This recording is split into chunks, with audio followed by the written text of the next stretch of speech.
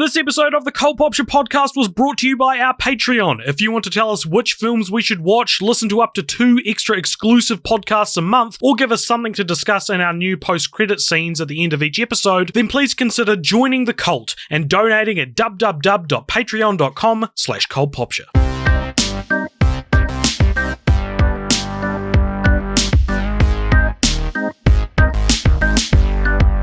Hello, everybody, and welcome to the Popture podcast. My name is AJ, and I'm here as usual with Richard. Hey, Richard. Hello. And Richard, this is a momentous occasion for the show. We have a new sometimes host joining the Popture family, and so can everyone who listens, please, wherever you are, start clapping. Give a warm welcome to Emilee. Hello, Emilee. Hi. Emilee has been my friend for years and has been living overseas for a long time, which is why she hasn't been on the show yet. Yeah.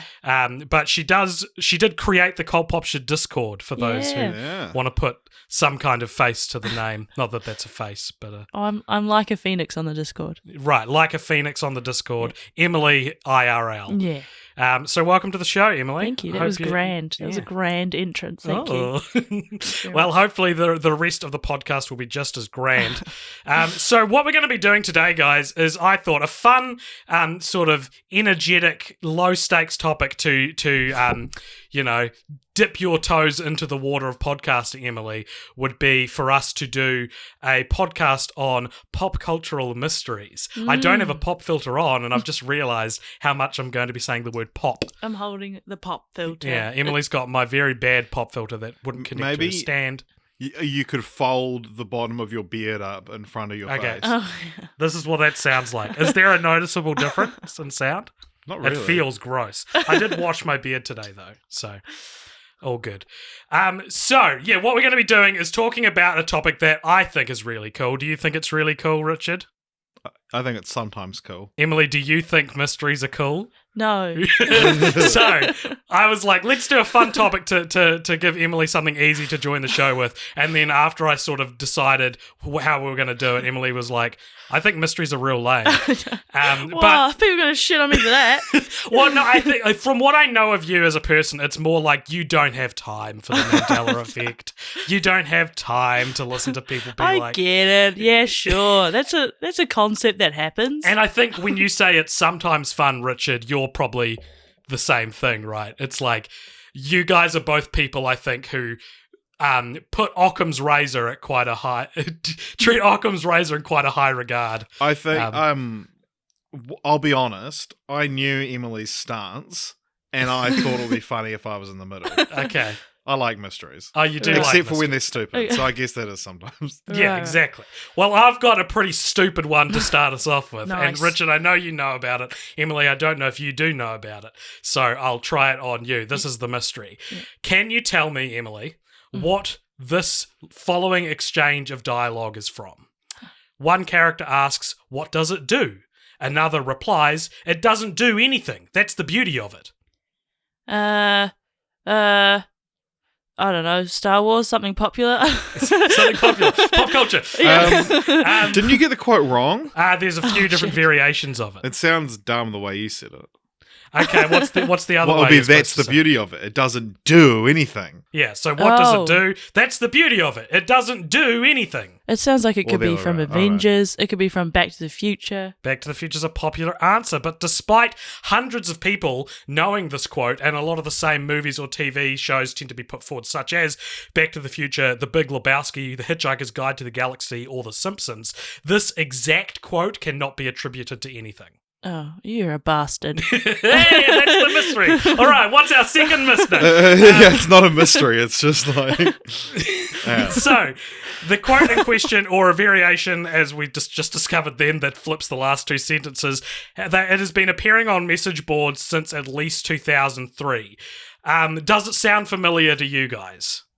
I hadn't heard it before. We talked about this the other week, and I didn't sound familiar to me. Okay. I'm pretty sure you mentioned it to me, and I didn't remember it just now. Right, there you go. Well, when I first found this a couple of weeks ago. It was partially the inspiration for doing this topic, and I was like, Yeah, I can hear Doc Brown saying it. You know, I can hear these characters saying it. So, and when it was like, it's actually from nothing, I was like, what do you mean? It's clearly from something. I can hear the characters say it. I can hear, what does it do? That's the beauty of it. It doesn't do anything. Like, I can hear the eccentricity of the character saying it. But yeah, it's not really from anything. It feels like kind of like a variation of like a Wilhelm scream, where like, you know, it would be used as a reference to something, but as you say, it just means nothing. And that's the beauty of mysteries, right? They just mean fuck all. That's the beauty of it. They don't do anything. They don't mean anything. So there are two possible origins where very similar phrases have been used, which would sound like just that's the answer to the mystery, but they are both very like extraordinarily obscure. Therefore, I don't think they are from this. The first was discovered around 2008 and is probably the most widely accepted. It's from a TV show called Burke's Law, which ran from 1963 to 1966. In the episode Who Killed 7-Eleven, a detective questions a murder suspect. The detective notes that the man is building a curious machine, which leads to the following exchange. I'll play it on the podcast, but I'll tell you guys it. What is it? Well, it's my therapy. I'm still perfecting it. What does it do? Do? What's it for? Well, nothing. I mean, that's the beauty of it. No, every machine in the world is selling, but not mine. No. The man says, well, it's my therapy. I'm still perfecting it. The detective says, what does it do? The man says, do? The detective says, what's it for? The man says, well, nothing. I mean, that's the beauty of it. Every machine in the world does something, but not mine. What do you think? So you know how Back to the Future is one of the common kind of attributions for this. Did you know that one of the actors from Burke's Law was named Michael Fox? The same Michael Fox that forced Michael J. Fox to add an initial. Wow, there you go. Oh my God. The mystery deepens. The mystery I'm is solved. I feel unwell. So while this line is very similar, there are a lot of Burke's Law deniers that point out that it's a far less elegant version of the mystery quote. My people. So like there's saying nothing instead of it doesn't do anything, like removes part of the like what makes it such a recognizable exchange, right? And then of course there's the point that the show was obscure even when it was airing in the 60s, and how would such a specific misquote mutate into a Mandela effect in the back of so many people's minds. These things can happen, but usually it's with something a lot more popular. Yeah, like Luke, I am your father. Yeah, exactly, which is a misquote of No, I am your father. The other possible origin is from a 1987 play called Apocalyptic Butterflies, which sounds real dope, where an eccentric knick-knack collector dumps $4,000 worth of totem poles on his own lawn, including a truckload of painted wooden butterflies, and another character voices their confusion. The character says, "What is it?" He replies, "It's a butterfly." The first character says, "What does it do?"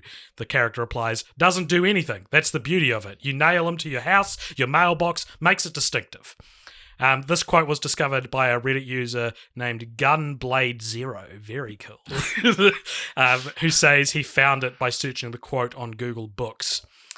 So, like Burke's Law, Apocalyptic Butterflies is pretty obscure, probably even more so it also seems like an unlikely source. What do you guys think? I think Apocalyptic Butterfly sounds like a Nelly Furtado fever dream. Yeah, that's good. Yeah. Maybe Nelly Furtado made the quote. Maybe. Yeah, it's actually like in one of her songs, but no one thought to look there. It is in a Neil Sicarigia song, but he made it after because of the mystery, which is the problem. Which is the problem with a lot of these kinds of like internet mysteries, is that like someone will then make it. Like people have made College Humor made Shazam starring Sinbad, you know, like they made a sketch. So now it's like muddying the water even more. And I think it's one of those things where like people, like, you know, you might just see this quote on Reddit because people are referencing this, and it's like it only needs a drop of someone saw it in the play and then quoted it to their friend but couldn't remember where it came from, and then they quoted it to 10 people and so on until it became this thing that was like, it's not from anything except this obscure play, but how could it possibly be from there? And once it has like enough of a little following of people that can't trace back the origin of it, well then it becomes a movement to like figure out where it comes from. And so I don't think it's out of the realm of possibility that it does come from Burke's Law or the play. But yeah, it obviously got a lot bigger because of the mystery around it. And like, you might be right, because fragments of the quote show up elsewhere as well, and it's never perfect, which I think is what's so intriguing about it, is that the version of those two lines, that exchange, it just sounds like exactly what it would be. But there's a novel called Juggler of Worlds where a character responds to "What does it do?" with "It's beautiful. Why does it have to do anything?" And an episode of The Simpsons, Homer asks Lisa, "How does it work?" of a supposed tiger repelling rock, with Lisa replying, "It doesn't work."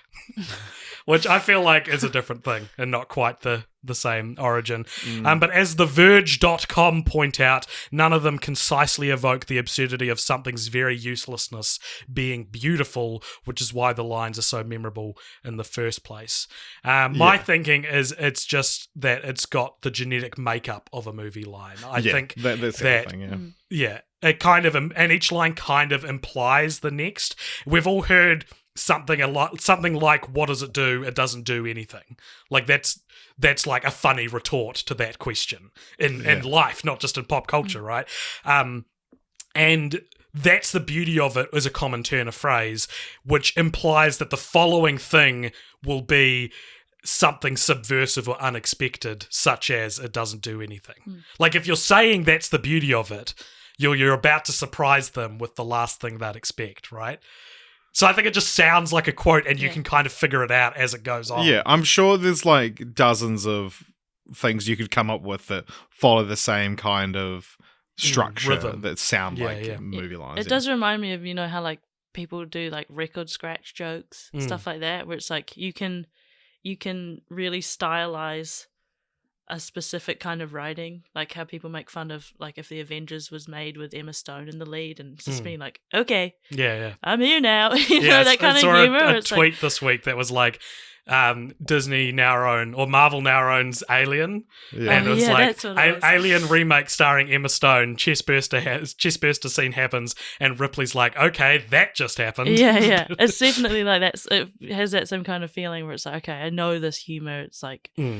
Easy. It's like a Weird Al Yankovic style parody, right? Like it's like, it's not parodying a specific song, but like, there's My Own Eyes, his Foo Fighters parody, is one that it's like, especially because I'm not like a musical person, I don't understand why these things sound so specifically Foo Fighters, but they do, and it's like, it's taking elements of a certain thing and mashing them together to create something new. Nice. That feels familiar. Well, that is my first mystery. Who wants to go next? Emily, I feel very underprepared now. I mean... That's okay. It's your first time. We'll go easy on you. But I will be having a word to you after the show. No. What have you got for us, Emily?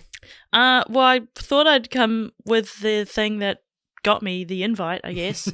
And it was the drunken rant of me on your kitchen floor at your birthday party. A couple of weeks ago, we had a birthday party. Well, I had a birthday party, not we. Yeah, you. We're not born on the same day. And Emily got accidentally, I think, drunker than she intended to, and was on my kitchen floor yelling this very intriguing mystery that captivated the entire party, and when prompted for more information, she just repeated what she'd already said, and it got to the point where people were like, I'm begging you to tell me more, and you just started again. So now sober, tell us what this mystery is. God, okay, so it was accidental because like I was already gonna get drunk, I knew that, right? And then just before the kitchen story, someone had given me a big glass of absinthe. A glass of absinthe. A big glass. and I decided it would be gone in 2 seconds. So yeah, that happened, and then that happened, and then and then I don't remember starting the story. I don't know how I would have segued. But it's because someone mentioned David Lynch, and you told everyone to shut up because you had something to say about David All right, Lynch. well, everyone shut up. I got something to say. I actually have to attribute this to my friend who sent me that story like that earlier that day. Like I'm talking like 3 a.m. because he's in the UK. So I was as enticed by this story when I had it in my mind to tell everyone. Yeah. Okay, let me get it. Sorry. Because yeah, like I said, I was I don't even remember sitting down on the floor. It's not my fault, okay?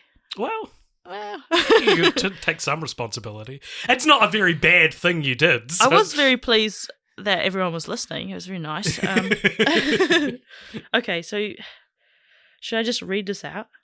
You can summarize it if you want, whatever you think is best. My friend sent me a story about David Lynch. The acclaimed weird director of Twin Peaks and Mulholland Drive. Just a saint, really. And so this took place in 1981, so he was a bit younger, and I guess he was driving around, and he saw in the window of a shop somewhere 5 Woody Woodpecker dolls, and I like to imagine him driving around in like a big Cadillac with the top off, but the top of the car, not him. And then he's driving along, sees these Woody Woodpeckers, screeches on the brakes, does a U-turn, goes back and buys them all to save their lives, he says. To save them. Yeah. And then he named them. And I do remember yelling out the names quite a lot. I do too. Yeah? Do you remember the names?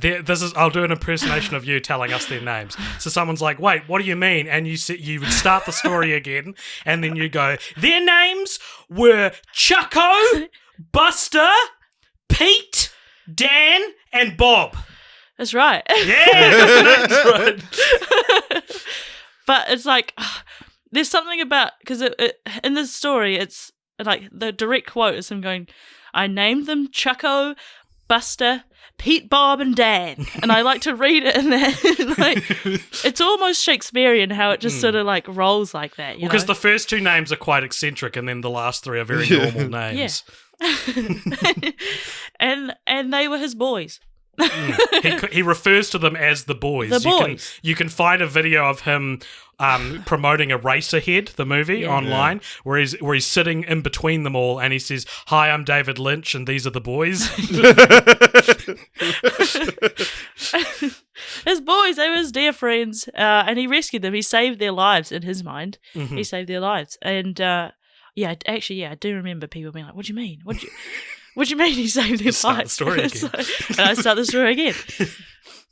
But I like to think that like he didn't have a predisposition over the Woody Woodpecker character. Like he had, like, I like to think that he didn't really care for it, didn't really think about it often.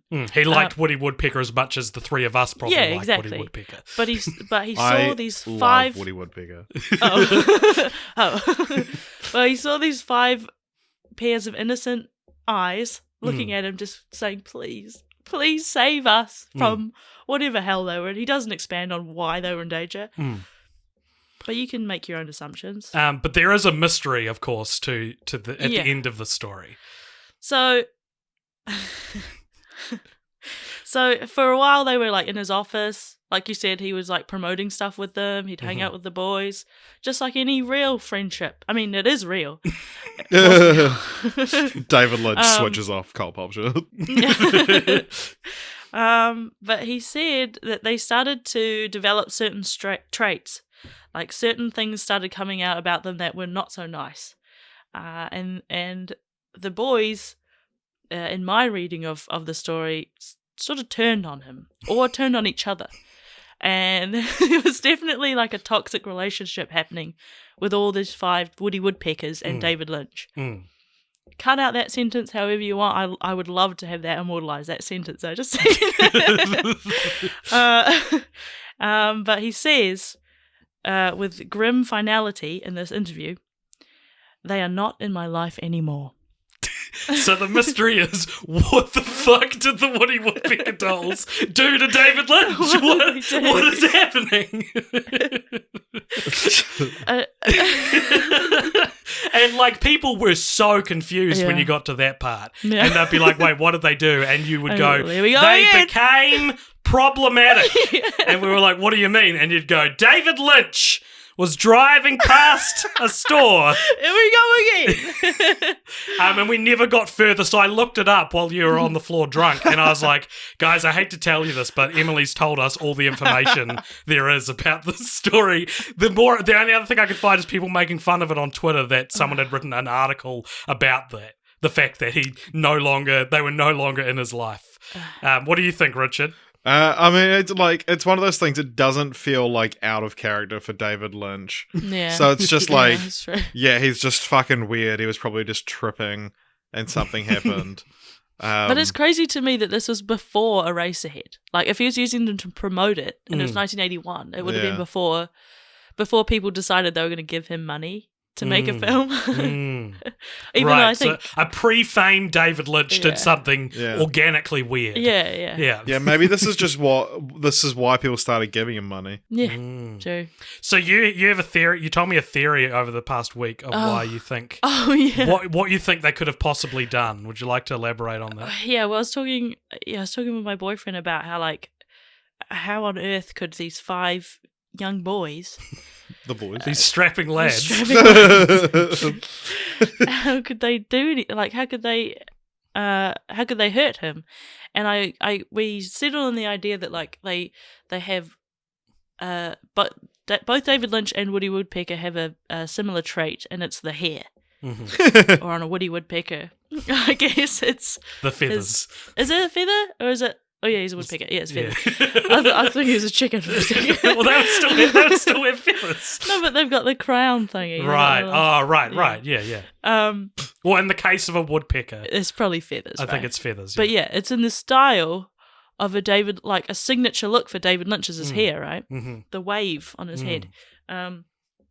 So I was thinking, what would be something that would that someone could take from you? Yeah, that would be so hurtful, and it would be something that you couldn't change about yourself. Like a Woody Woodpecker, I mean, it can't change its hair. It's never changed its hair. David Lynch doesn't have to have a wave in his hair, but he does, and he could have stolen that from Chucko, Buster, Pete, Bob, and Dan. Wow. And I mean, there's there's grounds there for a fight. Yeah, I like this because at the end it turns out David Lynch is the villain. Yeah. I think that's a more exciting turn of events than just they turned on him. Was actually like he was the instigator. Problematic the whole time, and they approached him about it, and he couldn't handle it and rejected them from his life. Wow. Well, another mystery solved. So, Richard, do you want to follow up these two very amazing valid mysteries? With both very valid mysteries. Okay, so much like you guys, I have 2, as that was what we were asked to prepare. So by the gods of podcasts. Just rub it in that I don't have a second one. You're right. Much like Emilee's, this is not mine. I'll talk through it, and then at the end I'll discuss where it came from, because that's its own can of worms. So this is the theory that Diana Ross and Smokey Robinson are Michael Jackson's actual parents. So nice. Michael Jackson. Can you please explain who those 2 people are, because I'm not. Okay, so obviously Michael Jackson, we all know who he is. Diana Ross is what was the name of her band? The Supremes. Google. The lead singer of the Supremes, So Diana Ross, she's famous. They're all like famous people in Motown. Smokey Robinson was from the Miracles, and they're just very big names in the kind of world of Motown, which sort of really took off when the Jackson 5 hit it big. So right. At the time of Michael Jackson's birth, Smokey Robinson was 18, Diana Ross was 14, And so this is all the theory is he impregnated her. So Berry Gordy, who was the creator of Motown, arranged to have the child given to his old boxing buddy, Joe Jackson, who's the patriarch of the Jackson family. It's Joe had a big family, obviously we've seen, so they were able to kind of just like slide Michael in there, give him everything he needs, and then also train him up to be an entertainer because, presumably he's going to have the musical genius from his two birth parents, and then also it's protecting the image of Diana Ross and Smokey Robinson. It is proven that Diana Ross was in Gary, Indiana around this time, which is Michael Jackson's birthplace, and she was there a lot when he was young, including being like provably at a school talent show where the Jackson 5 performed. Wow. So Diana Ross is mentioned several times in interviews, or she's referred to Michael Jackson as her child or her baby, which is obviously, could just be a term of endearment. And she's also mentioned that she was in love with Smokey Robinson growing up because they lived on the same street, although Smokey did have a girlfriend at the time who he later married. So, kind of secrets around there. Diana Ross... I'm refusing to believe that Smokey Robinson would betray his character like that. Diana Ross... around the time someone would have been pregnant with Michael Jackson, Diana Ross changed high schools, which, Whoa, holy shit. Hide the baby bump. Yeah. And also, her and Smokey Robinson both got, like, actual jobs. They both, like, went to study certain things. I think Smokey got a job in, like, engineering, because Motown wasn't quite looking like it was going to take off, and they were like, fuck, we're going to have to be parents. There is a movie called Double Platinum, which stars Diana Ross, and it's about how she gave up her kid for her career, and later reveals in the movie to the kid that she's her mother when she sees that the kid has talent, and then goes on to like foster the career of that child. And then her daughter in the movie wears a dress with the same design as the shirt Michael wore at Motown 25. So it's like, trying to create that parallel. I love this shit, and Emily hates this shit. It's so great. The Jacksons actually lived with Diana Ross for a while when Michael Jackson was about 10. So he wrote about in his autobiography that the two of them would hang out quite a lot, just them two, and like Diana and MJ. And apparently, this is part of the theory, is that he found out the truth then because his whole kind of public demeanor completely changes from around this age. So he becomes a lot more shy and kind of closed off. Few more things. That after Michael Jackson died, Joe Jackson, who's now like, he might be dead now, but he's reasonably senile. And he would randomly defend when no one was asking the fact that Michael was his son. He'd be like, "Oh, Joe," and he's like, "Michael's my son," and no one can say otherwise. And it's like, okay, dude, no one was asking.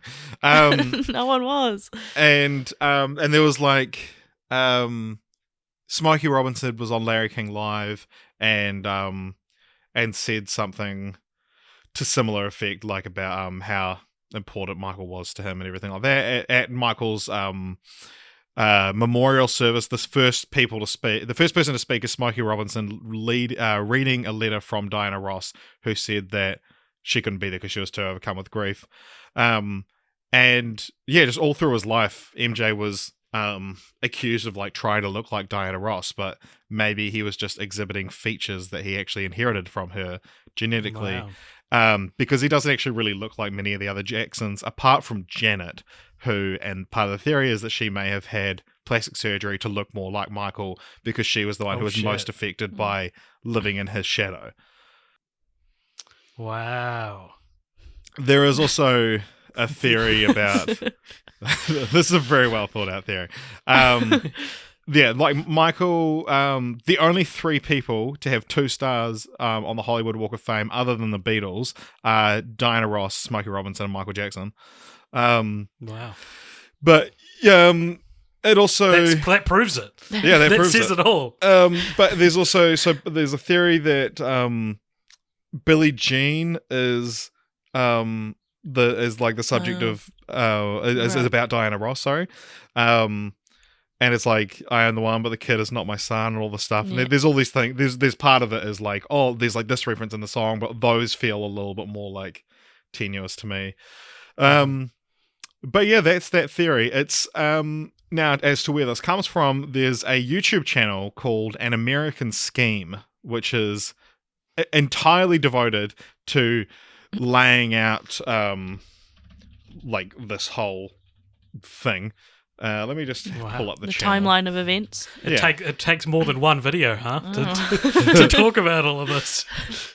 So this channel has 2.3 thousand subscribers. So we will probably promote this theory more than that channel. Yeah.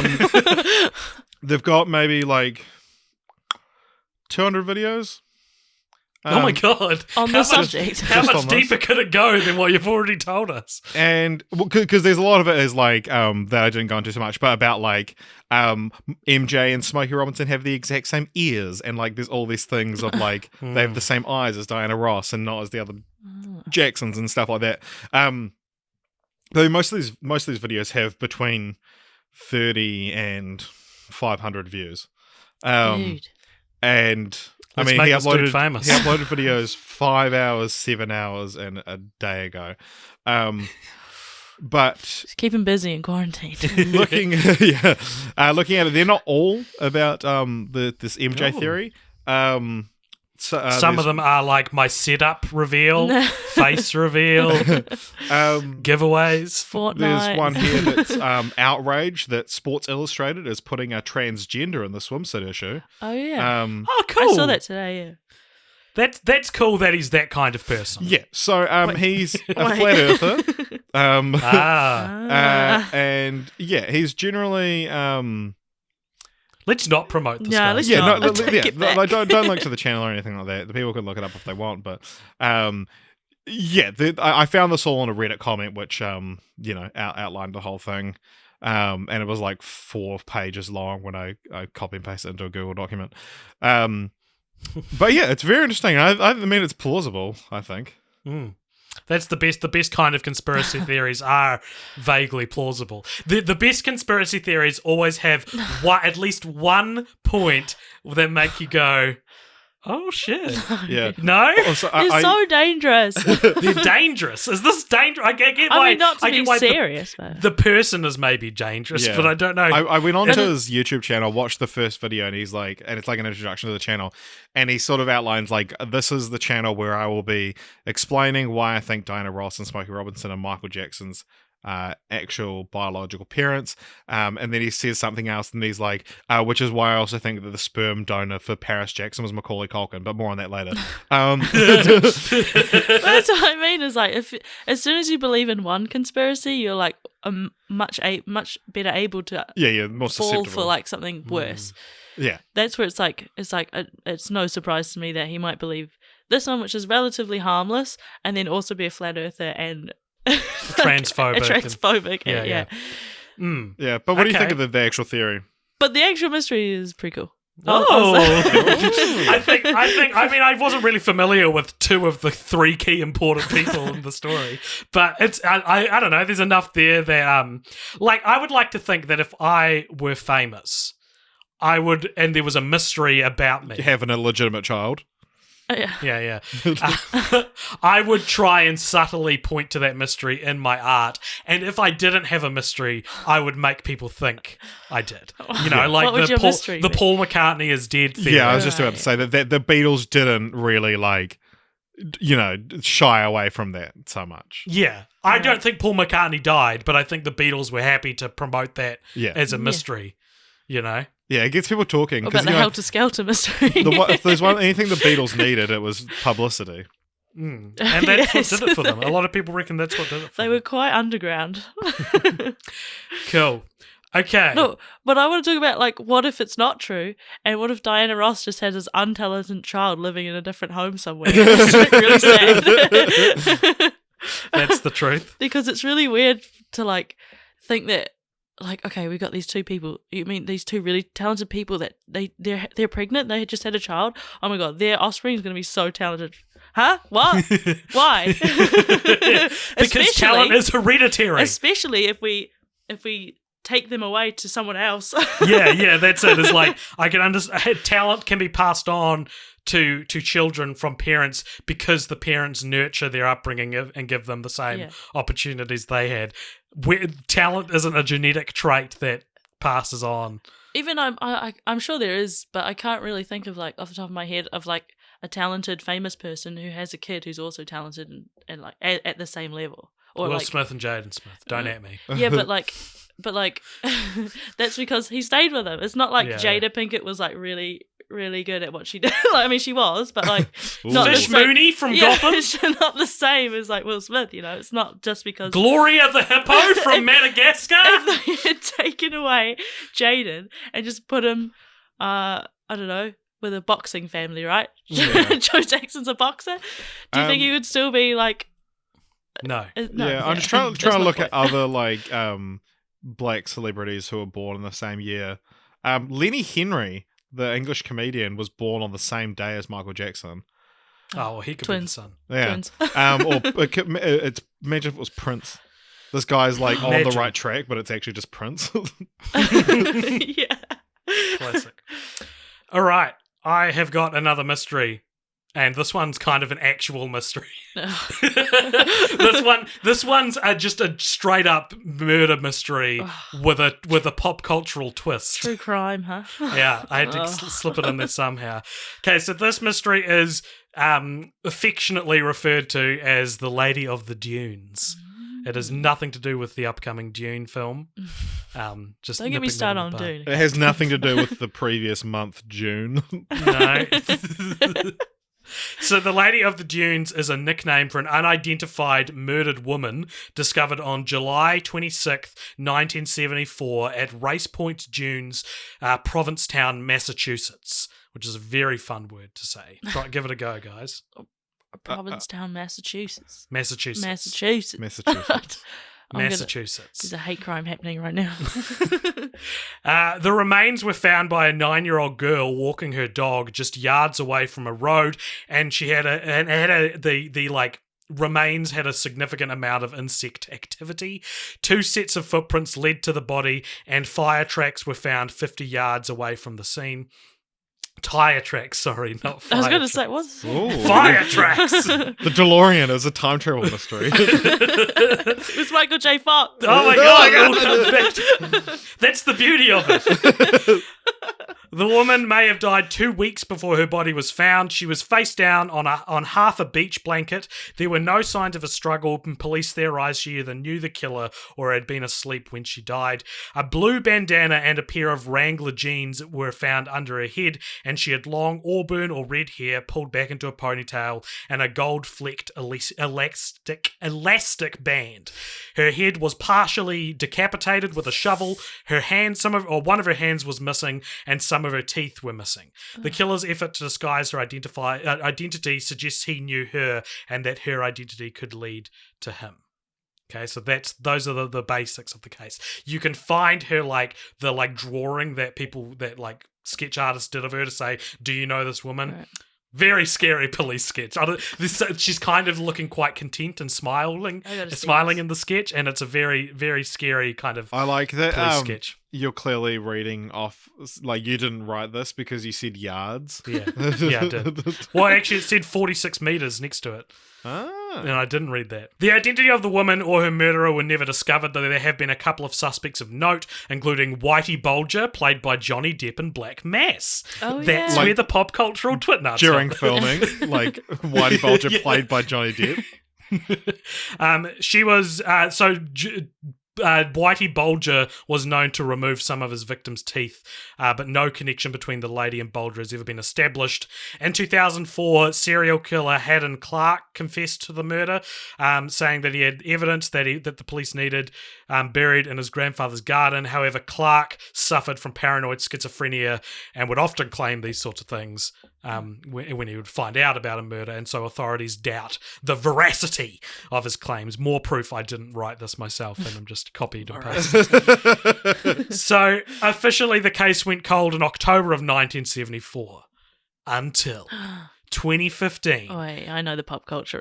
When of all people, this is the part where like a third. I'm saying it before the second part, but a third pop cultural or third element is introduced. Of all people, author Joe Hill, the son of Stephen King, notified the authorities that the movie Jaws. During a 4th of July celebration scene, a female extra fitting the exact description of the Lady of the Dunes can be briefly seen in a crowd shot. The woman resembles the police sketches and was what she was thought to have looked like, and is wearing a blue bandana and a pair of Wrangler jeans. Jaws was shot between May and October of 1974, and her body was discovered in July of 1974, so that it is possible. Principal photography was mainly in Minimsha on Martha's Vineyard, about 100 miles or 106 kilometers south of Provincetown, where her body was found. Right? Technically, the woman in the movie wasn't exactly, you wouldn't like, an extra is kind of not the right term. She was probably captured in a crowd scene and probably didn't even know she was in the movie at the time. And records for extras for films were relatively unreliable back then, so you can't just go back and look through a list of people who were an extra in Jaws to find no casting name. call. Yeah, they should go. They should watch on Amazon Prime because it tells you who everyone in the scene is. Oh. Yeah. It just says Lady of the Dunes, question mark. Film buff and Jaws podcaster Mark Ramsey, who helped popularize the theory, has also pointed out that everybody who was an extra or appeared in Jaws will tell you about it. It's an experience one does not forget, and one easy way to identify if she's alive is for her to come forward and say, "That was me. I'm not dead. Hello." I mean, she could have died anyway. Like, That's true. Lady. This may seem somewhat far-fetched. It is notable that the case's lead investigator actually took note and reportedly looked into it, whatever that means. So the case's lead investigator was like, this is good enough of a lead. Yeah. Which is what gives it more credence than anything else, I think, for me. I've seen the sketches of her, and I've seen the clip from Jaws, and while she's not a very specific-looking person, like, yeah... It's a specific set of clothes, Wrangler jeans and a blue bandana, and so it's very intriguing, and I like that Stephen King's involved. It's like it's already cool if it's just there's an extra in Jaws who looks like a murder victim. Also, I'm bringing in this third irrelevant element. The first time I saw this, the title of the article was like, Stephen King's son points out answer to age-old murder mystery in Jaws film. And I was like, this is...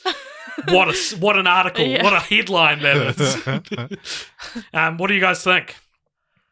That's pretty sad. Yeah, way to bring down the podcast, AJ. Yeah. Well, that's kind of why I don't like the true crime. Yeah. Too sad. It is too sad. No, I don't know. It's scary. It is scary. I had to stop researching it because I kept seeing that damn police sketch, and I was like, it's really a scary looking picture. But what do you think, Richard? I reckon he did it. Who? Joe Hill.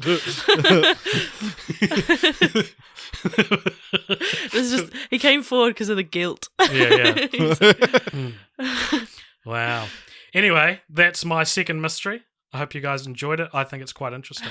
And the fact that there's like visual, not proof, but aid is kind of the most intriguing thing about it. So if you look up Lady of the Dunes, Jaws, you'll find all the information you need. I encourage you to look at the clip. Tell me for yourself if you think who killed it is her. Indeed. Yeah. It was Jaws. Please leave a comment if you killed her. Thanks very much. It was the shark. Emilee, you kind of said you had half a mystery that you had another David Lynch related one. It was a David Lynch one, but I didn't have time to rewatch a short film that he made.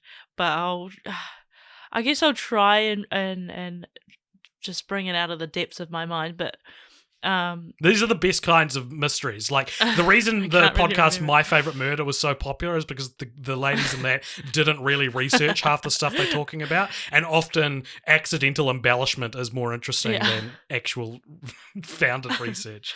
Well, I didn't have time to rewatch it because it was like 20 minutes and it takes me like 10 minutes to get here, so But I watched What Did Jack Do Instead? Mm-hmm. Anyway, I'm getting off topic. This one is about David. It's called David Lynch Makes Quinoa, or Quinoa with David Lynch, something like that. And the first bit of it is quite literally that. It's David Lynch making quinoa in his kitchen, giving you a full rundown of the recipe. And I thought it was funny because, like, you know, you get like your Gwyneth Paltrow types and everybody like making superfoods, and then also in that same category is David Lynch. Yeah. David Lynch needs a Goop equivalent. Yeah. He does. He's got transcendental meditation. You just put this egg in your vagina. Oh, God. Make it dreamy. So the first half is that, right? And then, because making quinoa, you've got to boil some water. So he leaves it to boil, and he's like, "Come outside with me." And he goes outside and has a smoke, and starts retelling the story of the time he was at a train station in like some Eastern European country somewhere, and he was talking. Well, he just roamed around this train station. I don't know if he missed his train or whatever, but he saw a stall selling things. Oh God, and it was like, I think they were selling something to do with bottle caps. Basically, he was trying to buy something with bottle caps, and he's buying something and then getting like a shit ton of money from just one bottle cap, or maybe it's the other way around. And then you just keep going. And then he like stopped in fear of like my assumption is like he stopped giving them. He stopped taking this. Oh God, I'm so bad at this. Because like it's just so weird that he stopped doing something that was getting him lots of money and or bottle caps, which I can't remember, because out of fear of like maybe there'll be consequences for taking this much from like a peddler in a train station. Anyway, then he goes back to cooking the quinoa, and it's really good, has vegetable boiling in it, and yeah, he enjoys it. He has a good time. So the mystery being what stopped him from selling or buying bottle caps. Yeah. Well, the mystery is more so, is that real? Like, did he go to a train station in Eastern Europe and haggle with a poor peddler and then feel guilty about taking all their stuff? Right. Or was he just trying to bide the time while his quinoa boiled? There you go. That is half a mystery. You're right. I was underprepared. It's all good. We just want to have you here for your bright, sunny disposition and your fun personality. Love for David Lynch. Because part of my obsession with David Lynch is that I kind of don't want to know the answer. I kind of would rather he just go about his day just continuing to make me confused. Well, that's his brand. His fiction does that as well. Yeah. You know? Yeah. That's why I watched What Did Jack Do before coming here, because I was like, you know what, I need to dip my toes a little bit into this like bit of Lynch, this dreamy Lynch. You know, I just need a bit of that. And What Did Jack Do is a great. If you have breakfast while watching David Lynch, is it called brunch? It's called I'm going to pretend to be Monica Bellucci and you're David Lynch. All right, it's another mystery, I guess. Is he married to Monica Bellucci? No. Are they just banging? No, I think it's in Twin Peaks season 3. Oh, right. Yeah, where he has a dream about being at brunch with Monica Bellucci. Yeah. Sweet. Richard, take us home, buddy. All right. So here's a conspiracy theory that quite involved in. Well, I'm not like involved. I'm quite, interested in myself, personally invested in. AJ's phone just talked. Sorry.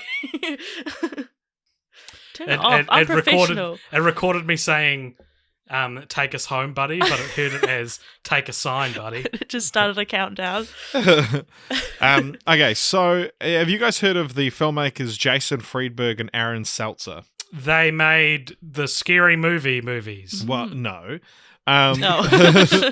So, you remember when Date Movie and Epic Movie, Meet the Spartans, all those came out? They were all credited as by 2 of the 6 writers of Scary Movie. These are the 2 of the 6. So they made their whole filmography is date movie, epic movie, Meet the Spartans, disaster movie, the worst film I've ever seen, Vampire Psych, The Starving Games, Best Night Ever, and Super Fast. So they're obviously known for these great titles, these horrible movies, dooming the parody genre. Yeah. And so I mean, their total Rotten Tomatoes score adds up to 15 if you add all of their films together. 16 actually, sorry. So that's across like 7 or 8 films. But I think these two directors do not exist. So is this is a Richard original mystery? I saw hints of it elsewhere, but I've done some of my own research. So nice. Should have opened with this one. Well, I'm still in the process of trying to like actually get to the bottom of this, because I was going to do like a massive video expose about it, and maybe I still will. So this could be, my award-winning documentary. And this is the little seed of it you're hearing here first. Yeah. So you can count on one hand how many pictures of these two exist. There's one that's used as them like looking at a monitor, and I managed to find a couple others of like posing with cast. Of course, there's no way to verify that 2 men in a picture are actually the people they say they are, so that's like, just publicity shoots so they have something to show. And then, furthermore than that, you can count on one finger the amount of interviews they've ever done, because it's one. It was done by a guy called Matt Patches for Grantland, and it was done over the phone. The interview the article goes into the fact that like they don't really do interviews. I reached out to Matt Patches and tried to get in contact with him to talk to him about that experience. And he said, essentially, I don't have time at the moment, but anything I would say is already in that article. So I was stonewalled. I was blocked from finding out the truth.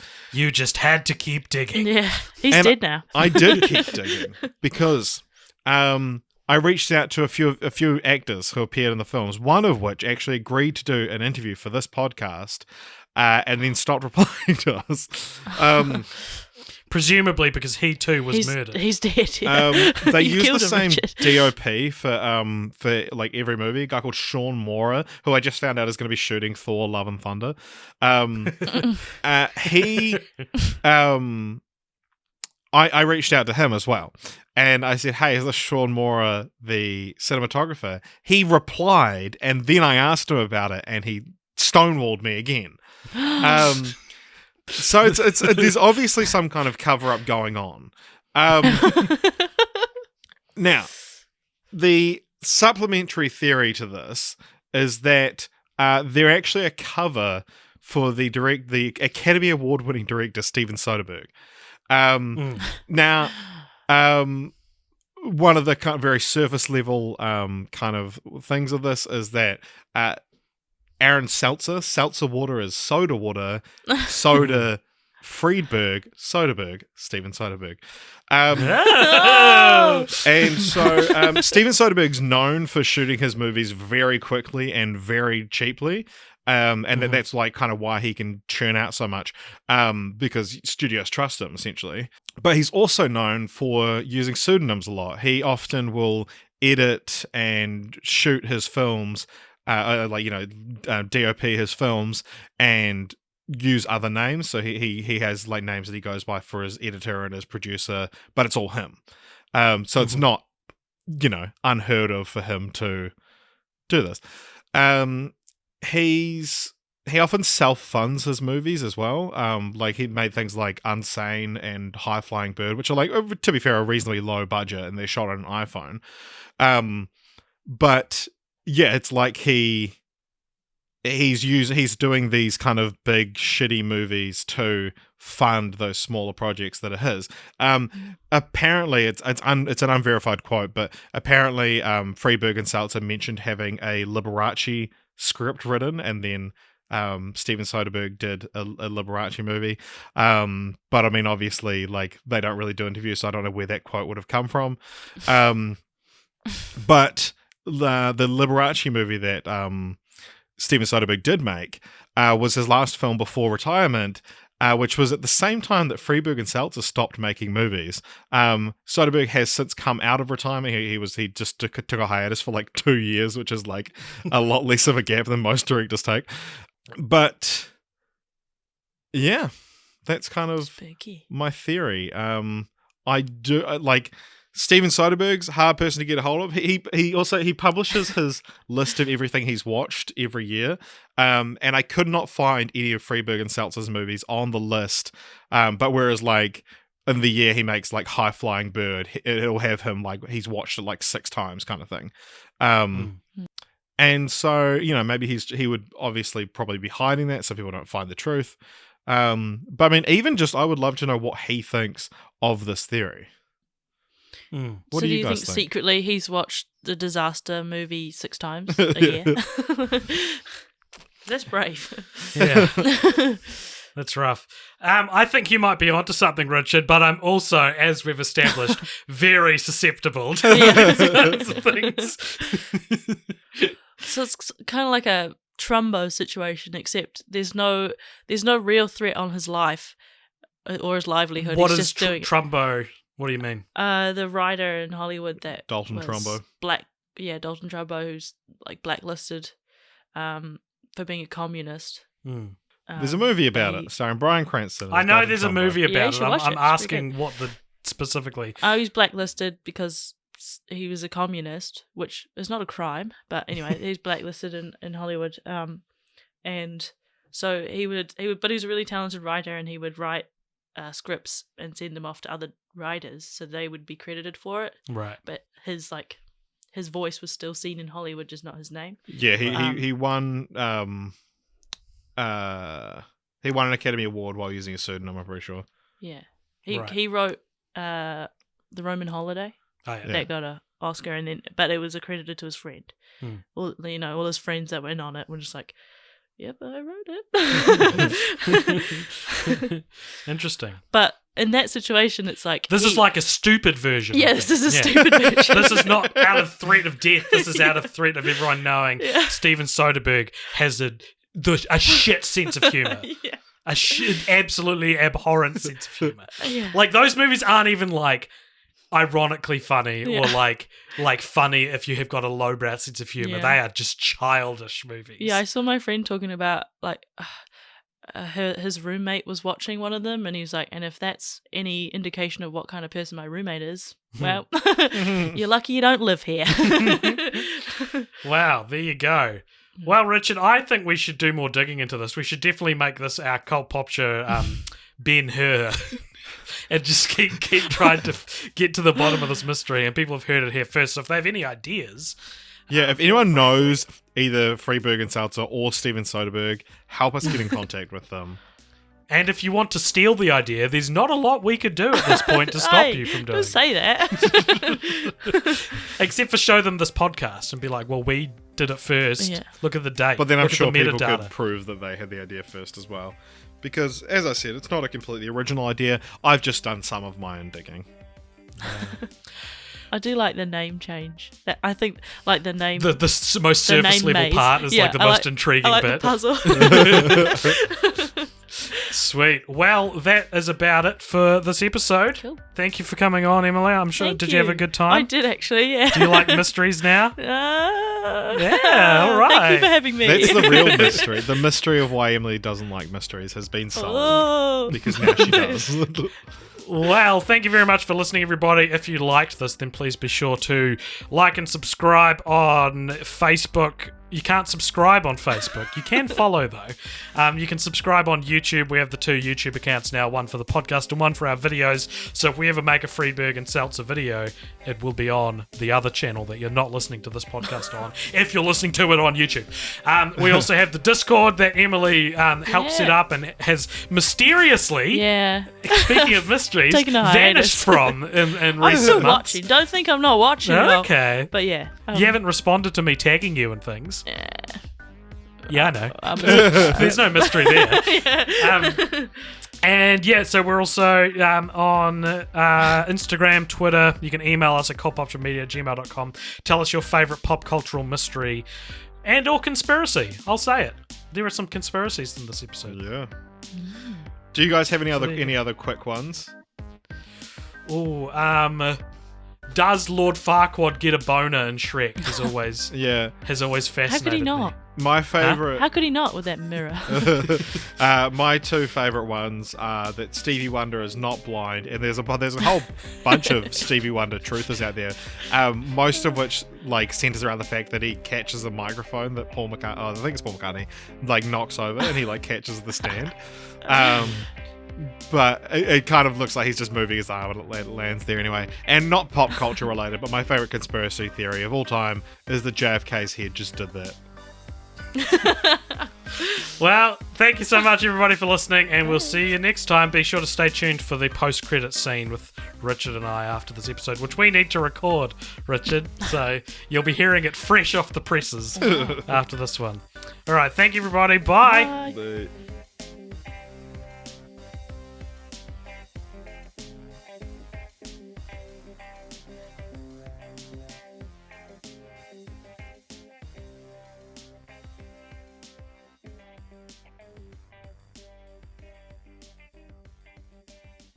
Welcome along to the post-credit scene of another the episode. fine episode of the Cult Popture podcast, and that means that's fine as in barely passable. Thank you to our new member of the family. That's right. This post-credit scene, we know what episode it's going on. Yes. Thank you to Emilee for being on that episode with us. She's not here right now because we are recording this a day after. But thank you, Emilee. So this is our post-credit scene where every week we go to the patreon.com/cultpopture, where for $5 or more per month donation, you get to give us something to discuss in the post-credit scene at the end of each episode. We'll give you a shout out. We'll answer your question. We'll play your game. We'll play your game, but no tricks. So today's post-credit scene comes from Matthew Vose, who asks us, what is the most claustrophobic scene ever? Do you have claustrophobia, Richard? What? I'm glad you asked. I have a mild claustrophobia, but it's from I like to fidget a lot, and so being restrained in any way is uncomfortable for me, kind of thing. So like airplanes and stuff, but it's more I just get antsy because I want to move around. But I was Jess and I went on holiday recently, and we stayed in one of those tiny houses, and so down it had a sort of downstairs, but then it had a little loft upstairs, which was just a platform that had a bed on it and an A-frame above that, and